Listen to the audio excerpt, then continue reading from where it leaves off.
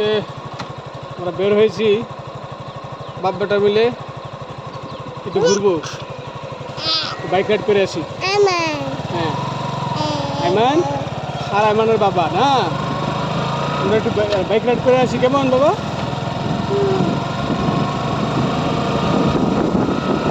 Ayman bike করে সারাক্ষণ শুয়ে থাকবে আর আমি বাইক চালাবো। সে ট্যাঙ্কির উপর শুয়ে থাকতে খুব পছন্দ করে। এখন ট্যাঙ্কির উপর শুয়ে আছে, বাইকের ট্যাঙ্কটা নাকি তার বিছানা। বাইকে উঠলে সে তার বিছানায় শুয়ে পড়ে, হঠাৎ শুয়ে পড়বে ট্যাঙ্কের উপরে। অবশ্যই লাভ হয়, সে তার হাত পায়ে সে গ্রিপ করতে পারে, গ্রিপটা ধরে রাখতে পারে এবং কোনো ধরনের কোনো ঝুঁকি থাকে না। তার বয়স হলো কম, এখনো 2 বছর হয় নাই, তার ফলে সে শুধু পায়ে ব্যালেন্স করতে পারে না, হাত এবং পাখিভাবেই ব্যালেন্স করে রাখার চেষ্টা করে। আজকে আমরা যাচ্ছি কাইলারি রোডে, পর্যন্ত যাওয়া যায়। আশা করছি বিশুরা ব্রিজ পর্যন্ত যাবো, দক্ষিণ বিশুরা ব্রিজ, তারপর আবার ব্যাক করবো। আমার সামনে আছে আমার ছোটো ভাই সৈকত, সে আসছে সিবি শাহিন করে নিয়ে। আমার আগে গাড়ি সিবি শাহিন 25।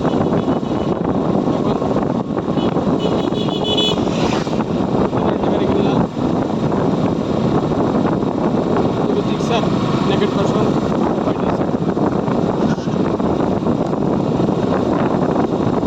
বাবু আইমান গাড়িটা খুব পছন্দ করে। আর সামনে মাহাদি আছে সৈকতের সাথে, আমারও ছেলে। এখন ঝিনঝিনি আসে শুরু করে, সেতু গানটা একটু ঝিনঝিনি আসে শুরু। আপনারা অবশ্য সেতু বেশি দেখতে পাবেন না, রাস্তা দেখতে পাবেন না, কারণ আমার মোবাইলের মাউন্টে এরকম ক্যামেরা মাউন্ট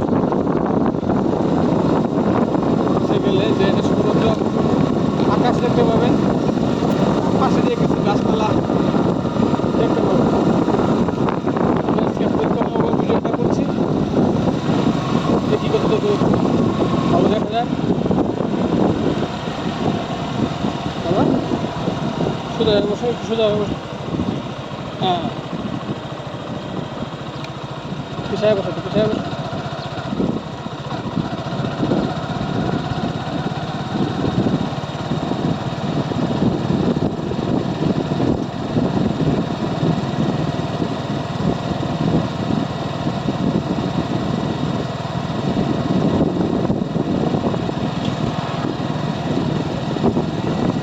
গতকাল শুক্রবার ছিল, আমরা গিয়েছিলাম মিঠামইন, গিয়েছিলাম বেড়াইতে।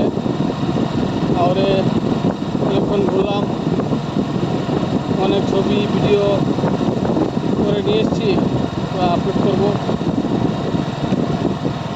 প্রচুর পানি আছে এখন হাওড়ে, ইটনা, মিঠামইন, অষ্টগ্রাম। আমরা প্রথম গাড়ি নিয়ে গিয়েছিলাম নিকলি পর্যন্ত, নিকলি থেকে তারপরে ট্রলারে করে এসেছিলাম মিঠামইন।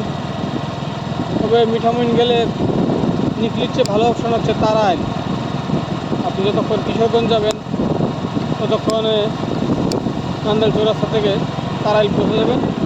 আর তারাইল গেলে তারাইল থেকে আপনি ইচ্ছা করলে ট্রলার নিয়ে মিঠামইন পর্যন্ত পৌঁছাতে পারবেন, ইটনা পৌঁছাতে পারবেন। অষ্টগ্রাম একটু দূরে হয়ে যাবে, তারাইল থেকে অষ্টগ্রাম বেশটা দূরে হয়ে যাবে অনেকটা। তো মিঠামইন এবং নিকলি বলেন যাওয়া সম্ভব। অত্যন্ত সুন্দর প্লেস ছিল। আর গতকালকে কোনো রোদও ছিল না, বৃষ্টিও ছিল না, আকাশ ভর্তি মেঘ ছিল, মেঘের ফাঁকে ফাঁকে রোদ ছিল। চমৎকার একটা আবহাওয়া ছিল গতকালকে ব্লগ করার জন্য বলেন, ঘোরার জন্য বলেন। হ্যাঁ, রোদে আমরা ঘামিও নাই, রোদ উঠলে যেমন একদম ফুসফুস অবস্থা শুরু হয় এরকম হয় নাই, আর বৃষ্টিতেও কোনো নাজেহাল হইতে হয় নাই। খুব সুন্দর একটা আবহাওয়া গতকালকে ছিল। এই আবহাওয়ায় আমরা ঘুরে আসছি, আপনারা চাইলে ঘুরে আসতে পারেন মিঠামইন থেকে। মিঠামইনে সাবেক রাষ্ট্রপতি আব্দুল হামিদ এর বাড়ি রয়েছে।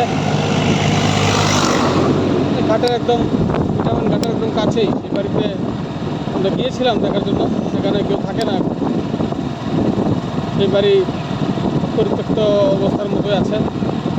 বাড়ির মূল দরজা খোলা রয়েছে, ভিতরে ঢোকা যায়। কোনো মানুষজন আমরা দেখতে পাইনি।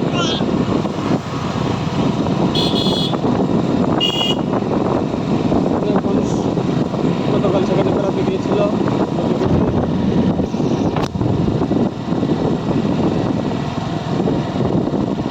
আপনারা চালিয়ে ঘুরে আসতে পারেন।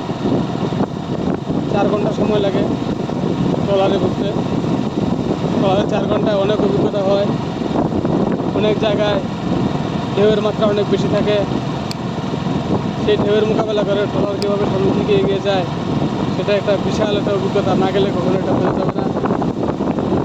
এবং ট্রলারের নিচ দিকে পানির যে এত আন্দোলন পানি ঘাটের উপরে কেটে কেটে সামনে আগাতে থাকে ট্রলার, কিন্তু ট্রলারের ভিতরে 1 ফোঁটা পানি কখনো প্রবেশ করে না। এটা আমাকে খুবই খুবই অবাক করেছে।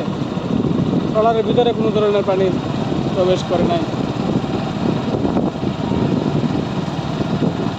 আমরা যখন ট্রলার ঠিক করতে যাই তখন অনেক ট্রলারওয়ালা এসছে আমাদের সাথে দর কষাকষি করে যাওয়ার ঠিক করার জন্য।